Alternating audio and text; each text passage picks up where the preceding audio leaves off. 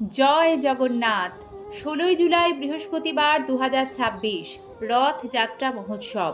এই বিশেষ দিনে জগন্নাথ দেবের সবচেয়ে প্রিয় তুলসী পাতা দিয়ে করুন বিশেষ কয়েকটি নিয়ম ও প্রতিকার।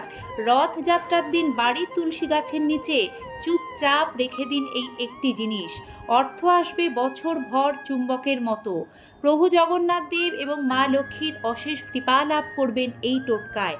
আপনাদের সংসারে অর্থ যেখান থেকেই হোক আসবেই আসবে। আপনারা যদি পবিত্র রথযাত্রার দিন এই সামান্য উপায়টি প্রভু জগন্নাথ দেবের ওপর বিশ্বাস রেখে তুলসী তলায় পুঁতে দিতে পারেন, তাহলে ফলাফল পাবেন নিশ্চিত রূপে।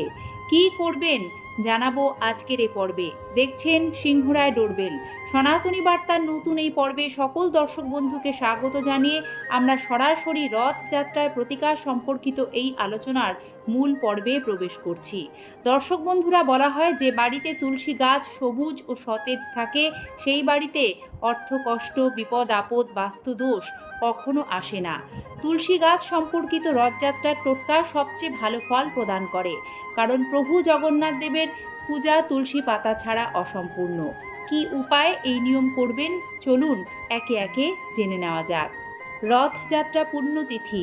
প্রতি বছর আষাঢ় মাসে শুক্লপক্ষের দ্বিতীয়া তিথিতে প্রভু শ্রী জগন্নাথ দেব তাঁর দাদা বলভদ্র ও বোন সুভদ্রা দেবীকে নিয়ে রথে চেপে নগর ভ্রমণে বের হন।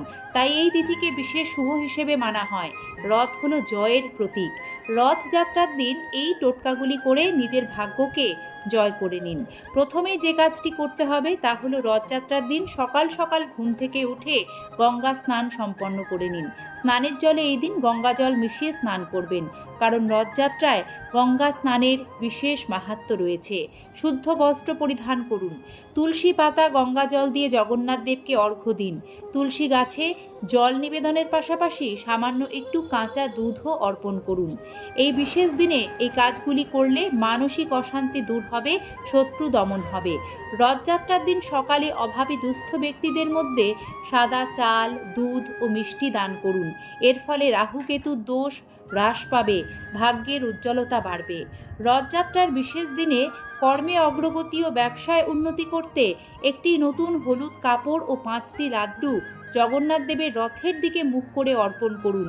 এর ফলে বছরভর জগন্নাথ দেবের কৃপায় আপনার সংসারে আর্থিক উন্নতি হবে। রথযাত্রার বিশেষ দিনে তুলসী তলায় কোন জিনিস পুঁতে দেবেন এবার সে বিষয়ে বলছি। রথযাত্রার পবিত্র দিনে সংসারে আর্থিক আয় উন্নতি বাড়াতে একটি পিতলের থালায় 3 রকম 5 রকম এইভাবে বিজোড় সংখ্যায় কয়েকটি গোটা ফল নিয়ে বাড়ির তুলসী তলায় এসে তুলসী দেবীর পুজো করবেন। শ্রী জগন্নাথ দেবকে স্মরণ করবেন, ধূপ দ্বীপ দেখিয়ে পুজো সম্পন্ন করে নেবেন। তারপর পিতলের থালা থেকে গোটা ফলগুলি নামিয়ে নেবেন, সেগুলি প্রসাদ হিসেবে বিতরণ করবেন। আর সেই যে পিতলের থালা, সেটি খুব গোপনে বাড়ির তুলসী তলায় পুঁতে দেবেন। এই নিয়মটি আপনারা রথের দিন দিনের বেলা যে কোনো সময় করতে পারেন, কিন্তু জ্যোতিষ ও বাস্তুশাস্ত্র মতে তুলসী সম্পর্কিত যে কোনো টোটকা বেলা 12টার আগে সম্পন্ন করে নেওয়াই ভালো। তাই চেষ্টা করবেন রথের দিন এই কাজটি বেলা 12টার আগেই করে নিতে। এরপরেও আরও কিছু নিয়ম রয়েছে, যেমন থালাটি সারাদিন ওইভাবেই থাকবে। রথের দিন সন্ধেবেলা যখন তুলসী তলায় ধূপ দ্বীপ বাতি জ্বালাতে আসবেন, তখন ওই পিতলের থালাটি বের করে নেবেন এবং আগে থেকে আটা দিয়ে 4টি আটার গোলা তৈরি করে রাখবেন। সেই 4টি আটার গোলা ওই পেতলের থালাটি বের করে পেতলের থালার ওপর রেখে সন্ধ্যার পর সারা রাত রথযাত্রার দিন তুলসী তলায় রেখে দেবেন। রথযাত্রার ঠিক পরের দিন স্নান করে সকাল সকাল ঘুম থেকে উঠে ওই পেতলের থালা থেকে গোলাগুলি নিয়ে আপনার ছাদে বা উঠোনে গিয়ে সেগুলি নিজের হাতে নিয়ে মনের ইচ্ছা ব্যক্ত করবেন এবং সেই 4টি গোলা আপনার ছাদের চারদিকে বা বাড়ির উঠোনের চারদিকে রেখে দেবেন। হাতে একটু জল নিয়ে যেই জায়গা 4টিতে ছড়িয়েছেন সেই জায়গার চারদিকে ছিটিয়ে দেবেন।